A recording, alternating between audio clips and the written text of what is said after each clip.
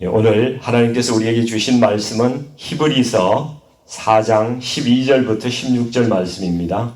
제가 가진 신약성경 356면점에 있습니다. 히브리서 4장 12절부터 16절 말씀을 우리 같이 합독하겠습니다. 시작.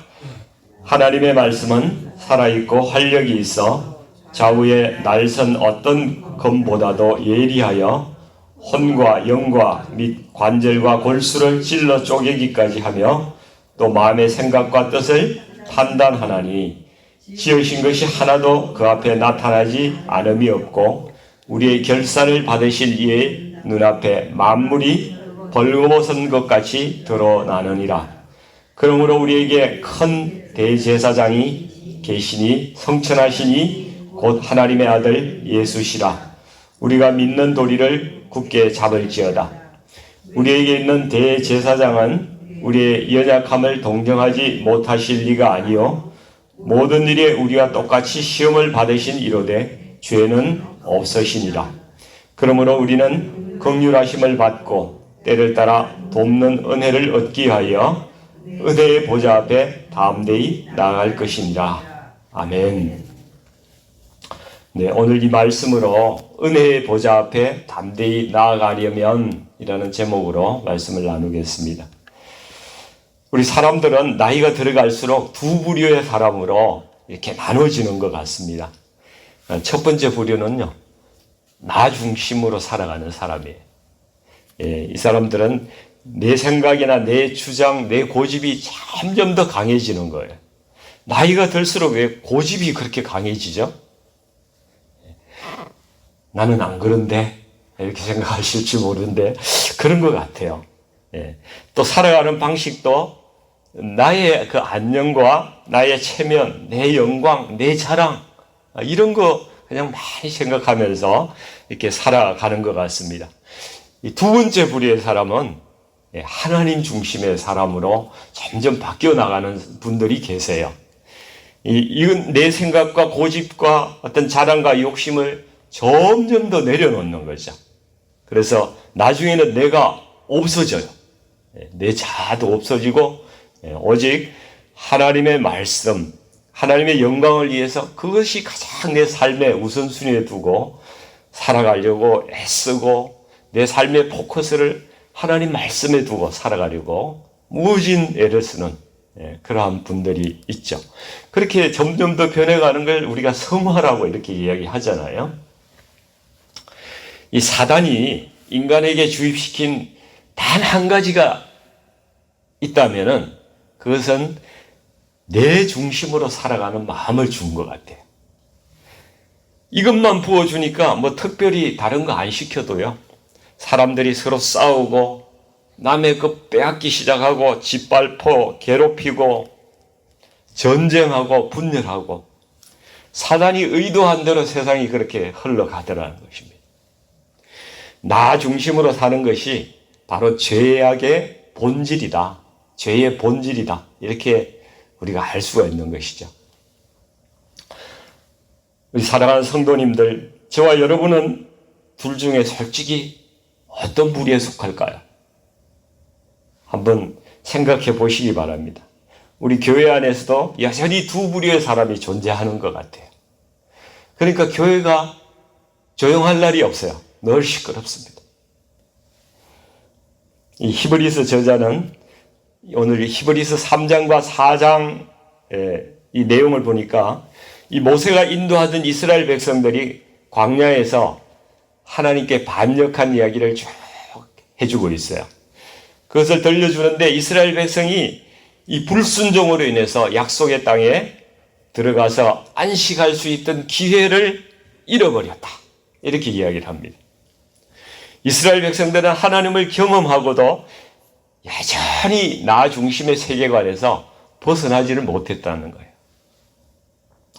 그러면서 이 시대를 살아가는 우리들에게도 이 히브리서 저자가 동일한 도전을 하고 있습니다.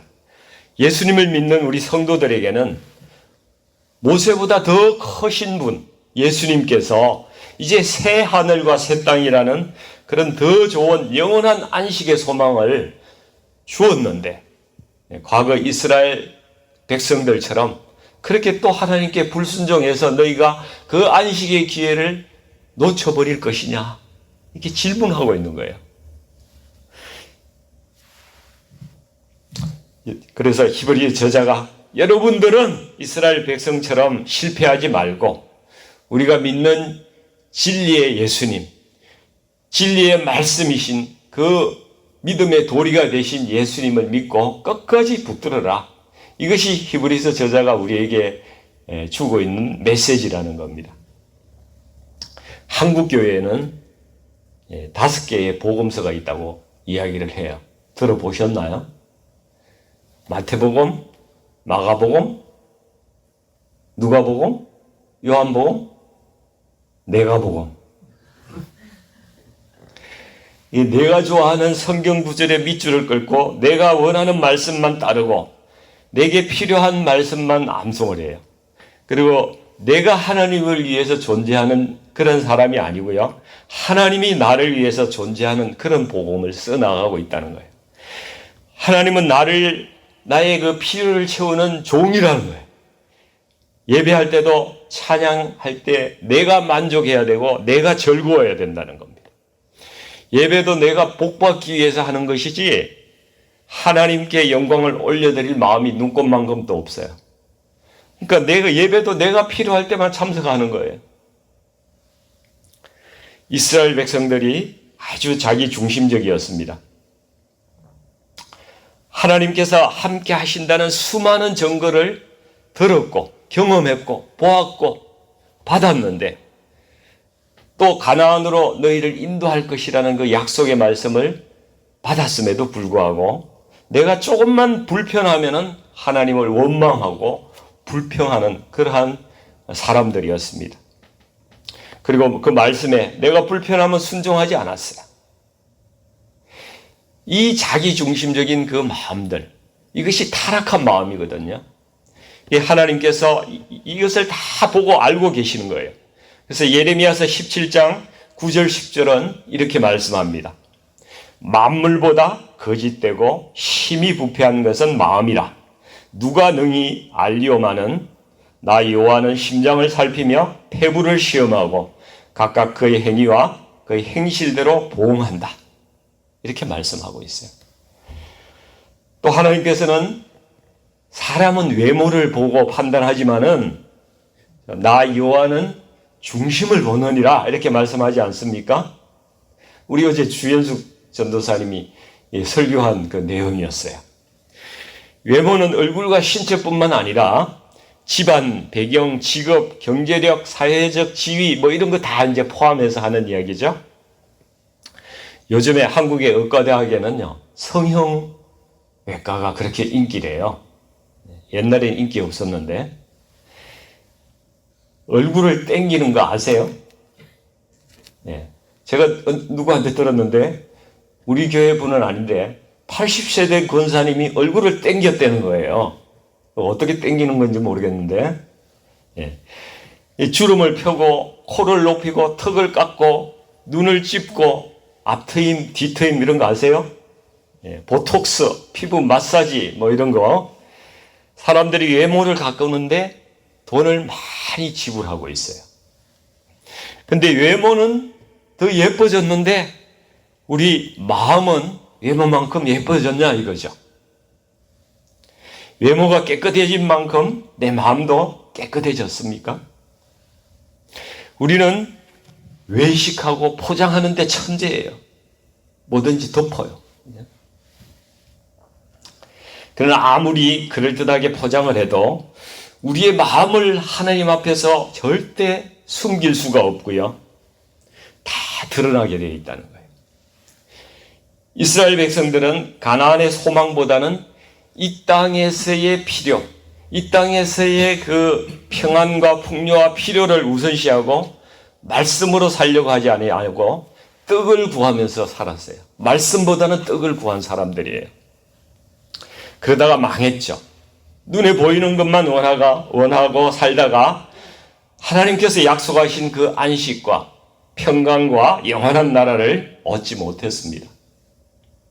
말씀으로 살 것인가, 떡으로 살 것인가. 이거는 모든 인생이 시시각각 언제나 직면하고 있는 문제이기도 합니다. 떡으로 산다는 것은 보이는 것을 쫓아가는 삶이고요. 말씀으로 산다는 것은 보이지 않는 것을 바라보면서 하나님께서 주신 약속의 말씀을 믿고 거기에 소망을 가지고 살아가는 삶이죠. 이게 쉬운 길이 아니에요. 쉬운 길이 아닙니다. 좁은 길이에요. 그러나 하나님께서 그것이 믿음의 삶이다. 이렇게 말씀하시는 거예요. 믿음은 바라는 것들의 실상이요 보이지 않는 것들의 증거라고 히브리서 11장 1절에서 분명히 말씀하고 있습니다. 이 이스라엘 백성들이 금송아지 섬겼잖아요. 그리고 가데스 바네아에서 40일 동안 그 가나안을 정탐하고 와서 믿음으로 바라보지 못하고 하나님을 거역해서 하나님의 진노를 샀죠. 한국 교회도요. 우리 한국 교회도 1938년 9월 9일에 하나님을 거역하는 그런 아픈 역사가 있어요. 이스라엘 백성보다 오히려 더하면 되죠. 못하지 않은 그런 거역을 했어요. 장로교 총회가 평양 산정은 교회에서 신사참배를 결의한 날이 바로 그 날입니다.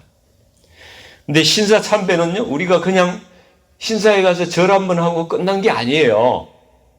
그러면은 뭐 간단한 거죠. 그것도 심한 거지만은 이런 일이 했어요. 전국의 모든 교회당 안에 까미나다라는 그 우상 단지를 갖다가 설치하고요. 예배가 보통 교회가 11시에 시작하잖아요. 설교하고 예배가 진행되는데 유행 하고 사이렌이 우는 거예요. 12시 되면은. 그럼 모든 성도들이 예배드리다가 일어나서 동쪽을 향해서 절을 하는 거예요. 그걸 무려 몇 년간 했어요?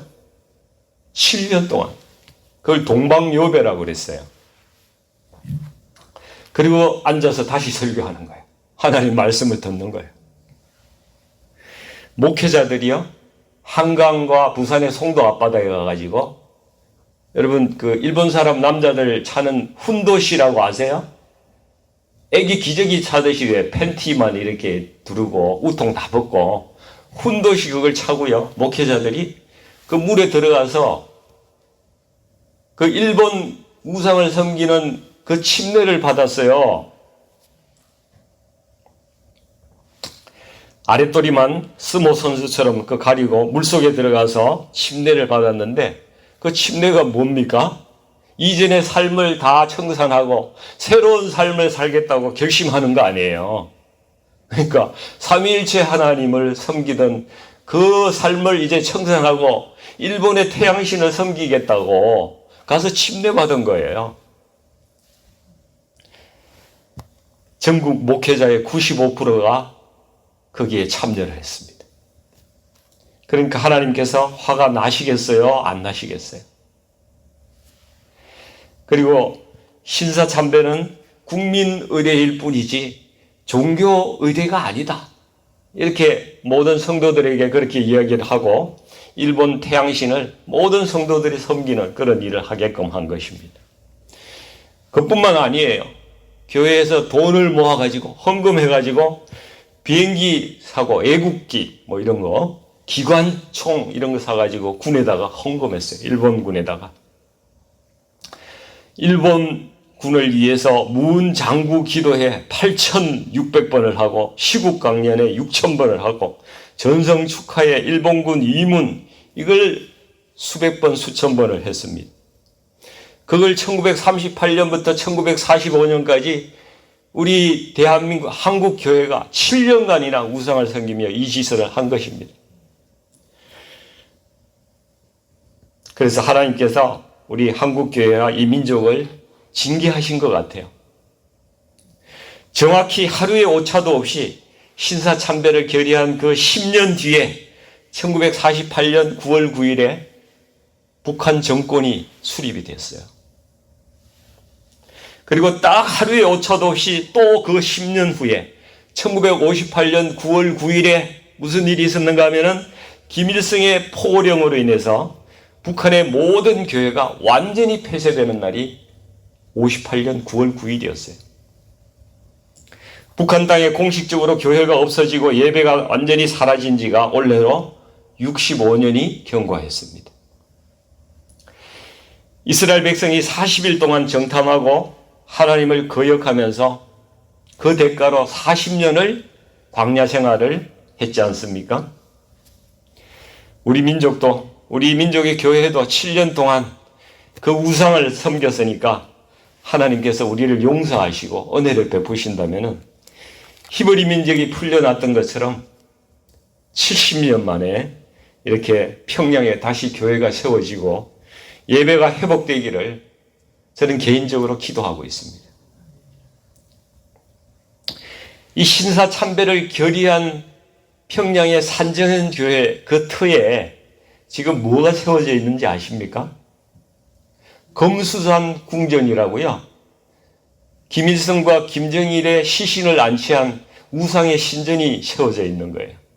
그리고 그 검수산 궁전 앞에 세계에서 제일 큰 우상의 동상, 김일성, 김정일 동상 이런 거 보셨잖아요, 사진에서.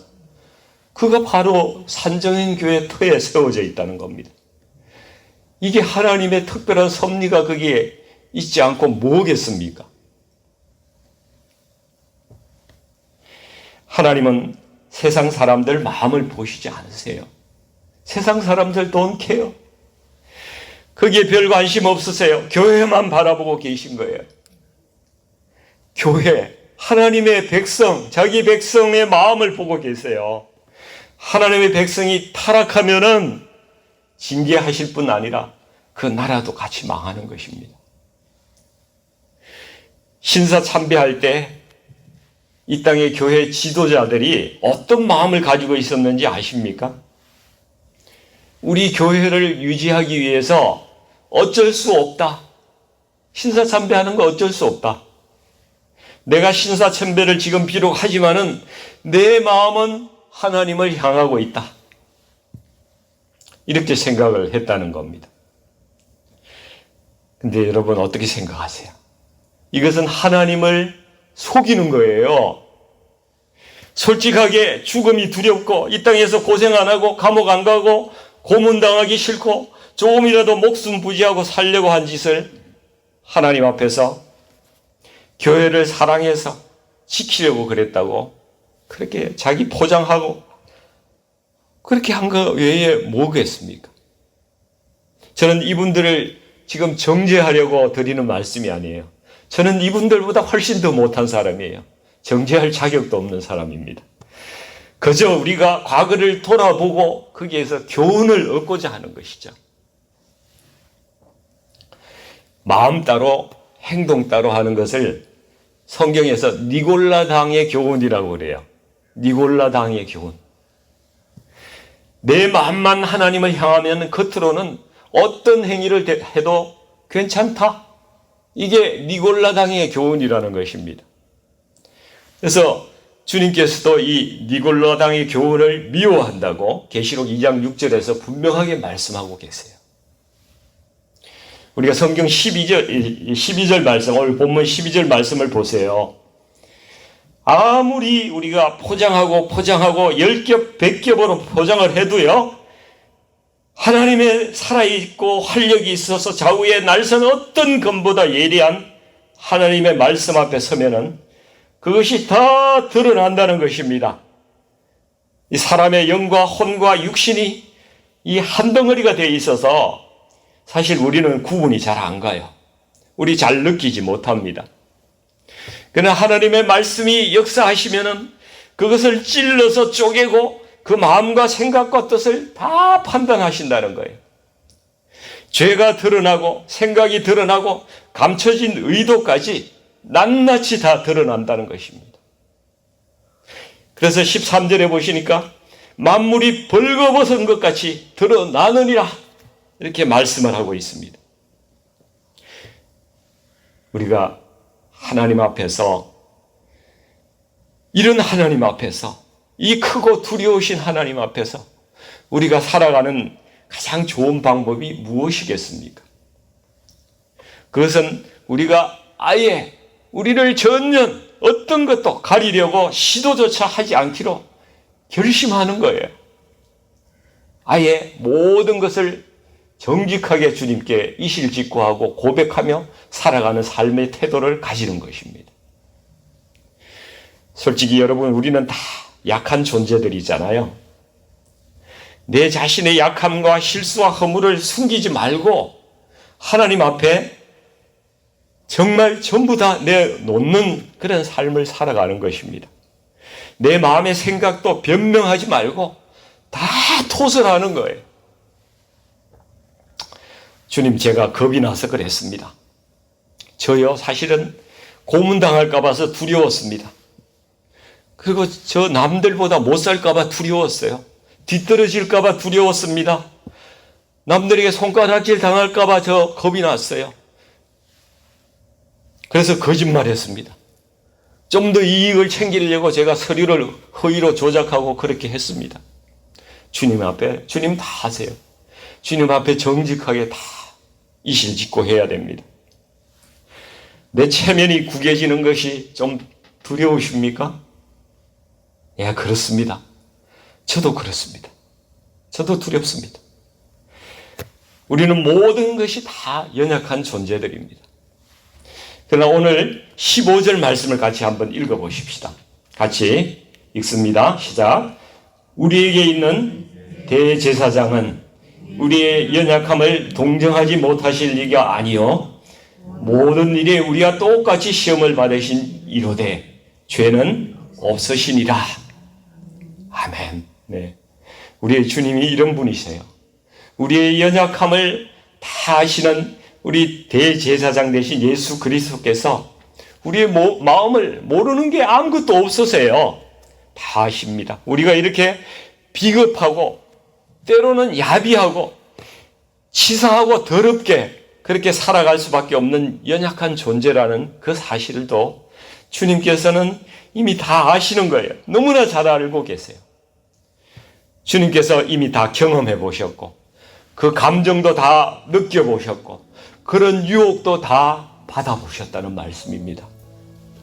그렇지만 예수님은 그 시험에서 말씀으로 승리하며 이기셨어요. 그래서 죄가 없으신 분이십니다. 그래서 주님께서 우리를 긍휼하게 여기시고 우리를 불쌍히 여기시고 용서하실 수 있는 분이십니다. 우리가 나의 모든 연약함을 정직하게 주님께 다 내어놓을 때에 주님께서 십자가의 그 구속의 능력으로 우리에게 치유의 은혜를 부어주시고 또 우리의 더러운 죄를 그리스도의 옷으로 덮어주십니다. 의의 옷으로 덮어주신다는 것입니다. 주님께서 이 땅에 오실 때에 30년 동안 목수로 사셨잖아요.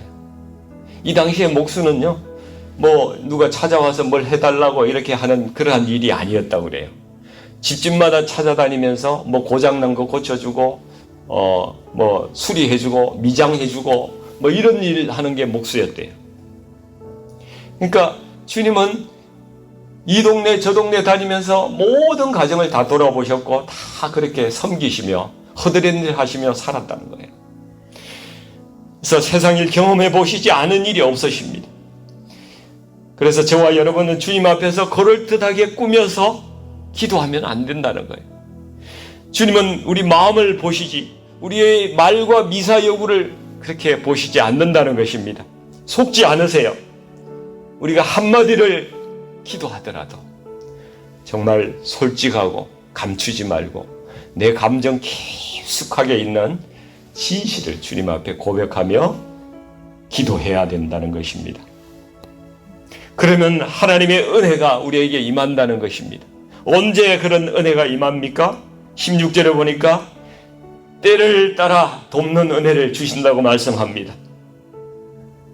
우리가 기도 응답이 안 된다고 때때로 낙담하고 답답해하는데 그것은 하나님의 때가 아직 되지 않았기 때문에 그런 것이죠. 주님을 절대 신뢰하십시오.